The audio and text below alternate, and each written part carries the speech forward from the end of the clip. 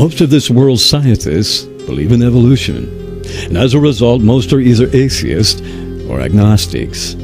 They dismiss the idea of intelligent design, choosing instead to believe that somehow, in ways they cannot explain, this world created itself. Nearly all of them, as well as most of our educators indoctrinated by them, refuse to even consider any evidence to the contrary, lest it shake their faith in evolution.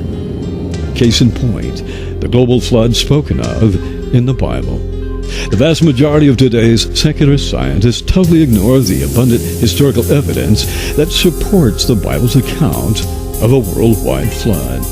Speaking of God, the Bible says, "You clothed the earth with floods of water that covered even the mountains. They fled, mountains rose, and valleys sank." Interestingly, history agrees not with today's atheistic agnostic scientists. It agrees with the biblical account. We find similar global flood accounts in China, Babylonia, Wales, Russia, India, America, Hawaii, Scandinavia, Sumatra, Peru, and Polynesia, to name a few. In all, there are over 500 flood legends that have arisen from 6 continents: Asia, Africa, North America, South America, Europe, and Australia. Unfortunately, our secular scientists attempt to dismiss this historical evidence, preferring to believe that the Bible simply borrowed mythological stories passed down over time. But legends don't materialize out of thin air. Some event triggers them. As they are orally passed on, they begin to vary in details. What remains is the core event that triggered the legend. So how did the nearly identical stories of a global flood end up in every corner of the world? One explanation is that they arose from a common source, such as Noah, his wife, his 3 sons, and 3 daughters-in-law. As Noah's descendants moved on, the stories spread throughout the world.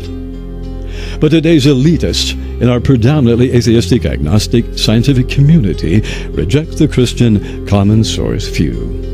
But how else can they explain how the global flood stories could have arisen in virtually every corner of the world from peoples who had absolutely no contact with one another? The truth is, revolutionary scientists can't explain that, nor do they try. They simply reject the idea of a global flood. The question one might ask is why? And the answer? There are 3 reasons. First, were they to accept the Bible's claim, the evolutionary foundation on which today's science rests would crumble. Secondly, its smug, condescending proponents who have long ridiculed Christians would find themselves in a very uncomfortable position. Most would rather go to their grave believing a lie than accept the evidence that proves them wrong. And third, they would find themselves accountable to a God whom they have blatantly rejected. But the facts speak for themselves, at least for those open to the abundant evidence that supports the truth that long ago, as the Bible claims, there was indeed a global flood.